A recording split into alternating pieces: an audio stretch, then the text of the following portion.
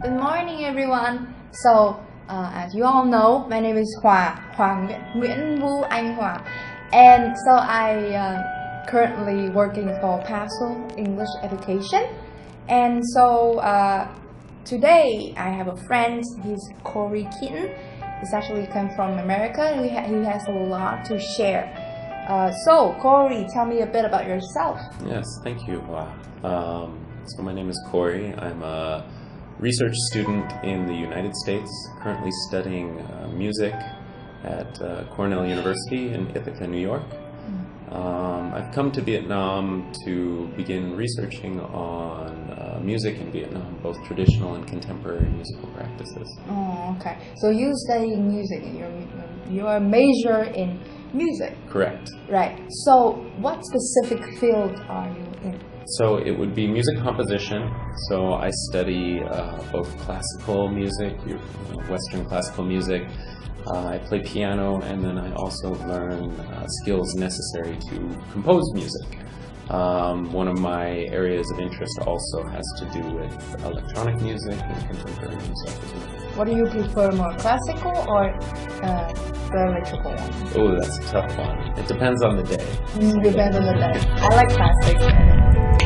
Vietnam, right? So you just mentioned that you love the music, the traditional music of Vietnam. So why Vietnam? Why not Chinese? Why not Japanese? Oh, well, that answer will get me in a lot of trouble. I have to be very careful.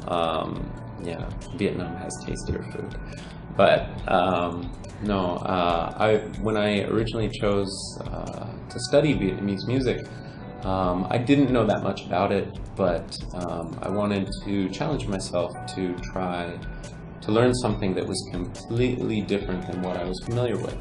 And so to pick something that was very foreign to the traditions that I knew. And so I decided, why not Vietnam? You know, I like the people, I like the food. Yeah. Certainly, I'll probably like the music. Yeah. Do you like the language?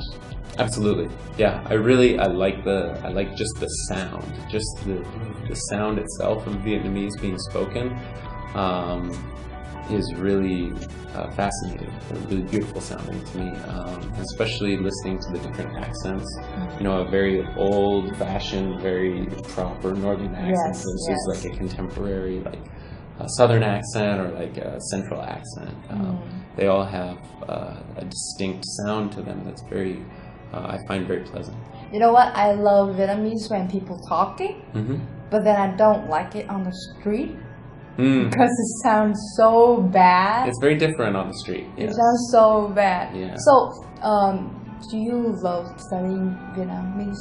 Absolutely. I have to say that it's been one of the best things I ever decided to do. Learning a foreign language was one of the best things I've ever done. And at the time I made the decision, I had no idea how many opportunities I would have to have new experiences, to meet new friends, to travel. There were so many things that would not have been possible if I didn't decide to take that first step and learn the language. Yeah. But I mean, learning a new language. For me, I learned English, I learned Vietnamese, and I learned like Spanish also. But I met a lot of difficulty.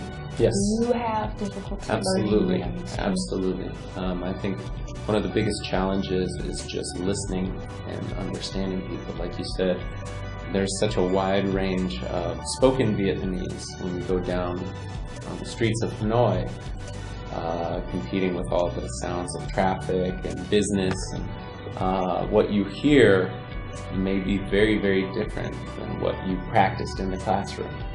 And so getting more exposure to that and developing tools and strategies for overcoming those challenges is really important.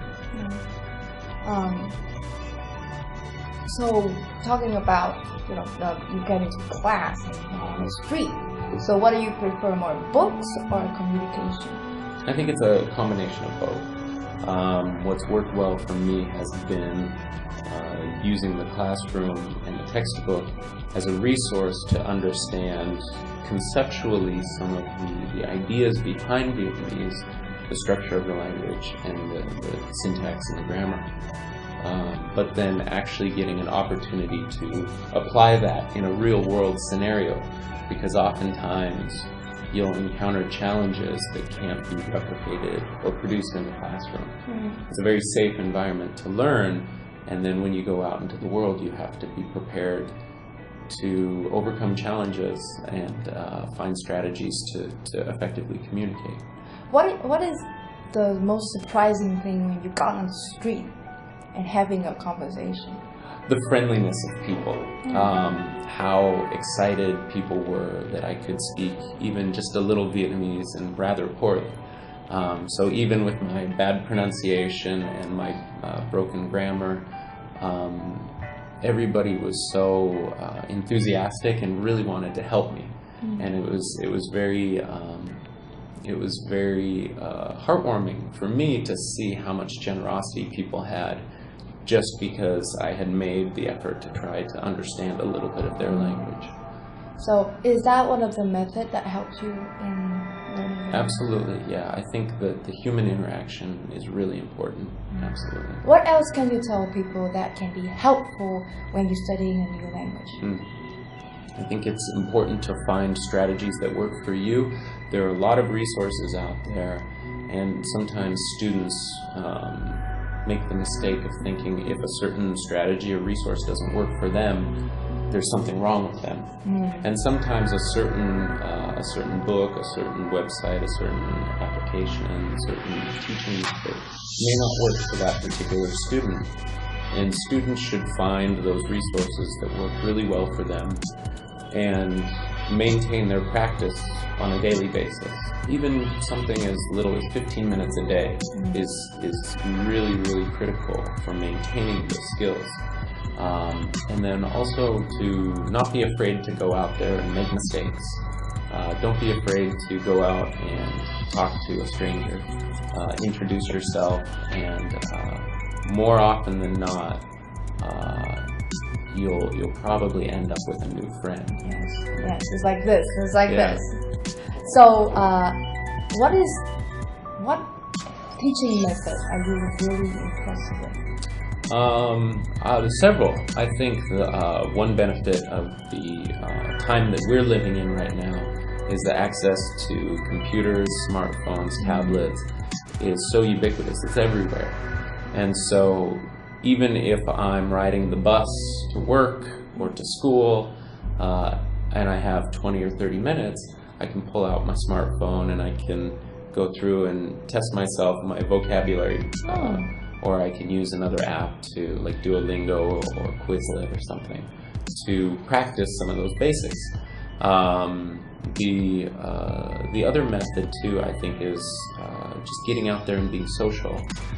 Going to language exchange events where you can meet other people, and oftentimes there will be people at the same level so that you can practice together and kind of motivate each other to develop at the same pace. So the part is that I see a lot of Vietnamese. My students, we use a lot of books for grammar and vocabulary. Yeah. And then I go to America, and then I don't use a lot of textbooks. So I get so used to the fact that people say everything so naturally. But when you got back here, everybody is like, how are you? Do you want to go to Starbucks with me? Do you want to go out with me? I'm like, sure? But it sounds so awkward. It sounds so serious sometimes. What we usually say would be like, want to hit the road? Want to hit Starbucks? Want to get some Starbucks?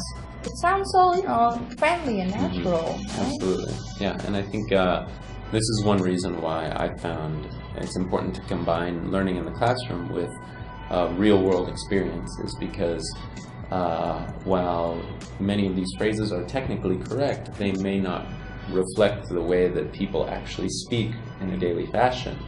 I know for me, when I started learning Vietnamese, the way the textbook would instruct us to ask how somebody was doing is like, bạn có khỏe không? Or hôm nay bạn như thế nào? And while technically that's correct, when I got here to Hanoi, many people they'd see me and they'd say, "Oh, and sang chưa?" And I'm like, couldn't really understand, but I realized that this is the way that people greet each other every morning. And so knowing the way that people speak on a daily basis is also very important. So, Corey Keating, my friend here, is having a music performance this Thursday, as it would be August the 4th. So please be there, join us.